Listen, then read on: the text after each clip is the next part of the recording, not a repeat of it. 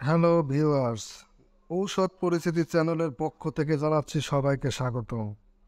তো বন্ধুরা, আজকে আমি নতুন আরেকটি ড্রাগস নিয়ে আপনাদের সামনে হাজির হলাম। তার নাম হচ্ছে অ্যামব্রোক্স সিরাপ। অ্যামব্রোক্স সিরাপ খুবই জনপ্রিয় ও পরিচিত একটি সিরাপ। সিরাপটি বাজারজাত করেছে বাংলাদেশের স্বনামধন্য কোম্পানি স্কয়ার ফার্মাসিউটিক্যাল কোম্পানি। সিরাপটি বাংলাদেশের যে কোনো ফার্মেসিতে পাওয়া যায়। সিরাপটি কেন খাবেন, কী কারণে খাবেন, এসব বিষয় নিয়ে আজকে আমরা আলোচনা করব। তার আগে বন্ধুরা, নতুন নতুন মেডিকেল টিপস পেতে আমাদের চ্যানেলটিকে অবশ্যই সাবস্ক্রাইব ও ফলো করে রাখুন। আজকে আমরা শুধু অ্যামব্রোক্স 100 মিলি সিরাপ নিয়ে কথা বলবো। অ্যামব্রোক্স ড্রপস নিয়ে পরবর্তীতে আরেকটি ভিডিও বানাবো। অ্যামব্রোক্স সিরাপটি অ্যামব্রোক্সল হাইড্রোক্লোরাইড বিপি থেকে তৈরি করা হয়েছে। সিরাপটি শ্বাসতন্ত্রের শ্লেষ্মা পরিষ্কার ও কফ নিরাময়ে অতি কার্যকারী একটি ঔষধ। সিরাপটির দাম মাত্র 50 টাকা।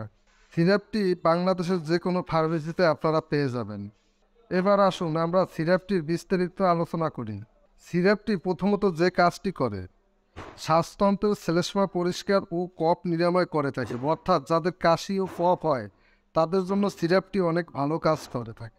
দ্বিতীয়ত যে কাজটি করে, শ্বাসতন্ত্রে শ্লেষ্মাযুক্ত দীর্ঘস্থায়ী ও প্রদাহ দূর করে।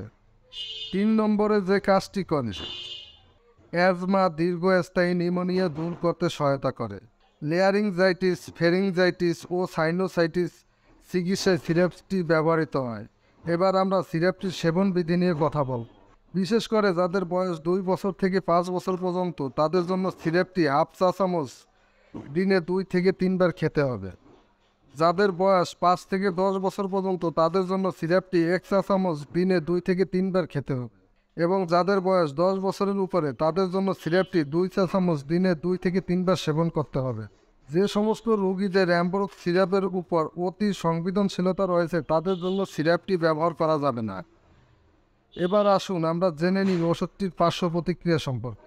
ঔষধটি সাধারণত অতি সুসহনশীল ঔষধ, কিন্তু তারপরেও এই ঔষধের কিছু পার্শ্ব প্রতিক্রিয়া রয়েছে। পাকস্থলীর প্রদাহ বা পেট ভার ভার দেখা দিতে পারে। যে সমস্ত রোগীদের গ্যাস্ট্রিক আলসার আছে, খিঁচুনি রোগ আছে, সে সমস্ত রোগীদের ক্ষেত্রে সিরাপটি সাবধানতার সহিত খেতে বলা হয়েছে।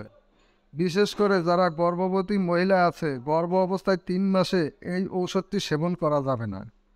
3 মাস পর থেকে সেবন করা যাবে, কিন্তু তার জন্য ডাক্তারের পরামর্শ গ্রহণ করতে হবে। দুগ্ধদানকালে ঔষধটি সেবন করা যাবে, কিন্তু তার জন্য ডাক্তারের পরামর্শ গ্রহণ করতে হবে। ঔষধটি শুধুমাত্র রেজিস্টারকৃত চিকিৎসকের পরামর্শ অনুযায়ী সেবন। ঔষধটি আলো থেকে দূরে 30 সেন্টিমিটার তাপমাত্রার নিচে রাখুন এবং সকল ঔষধ শিশুদের নাগালের বাইরে রাখুন। বন্ধুরা, আমার ভিডিওটি যদি আপনাদের ভালো লেগে থাকে অবশ্যই আমার চ্যানেলটিকে সাবস্ক্রাইব এবং ফলো করবেন। ধন্যবাদ বন্ধুরা, সবাই ভালো থাকবেন।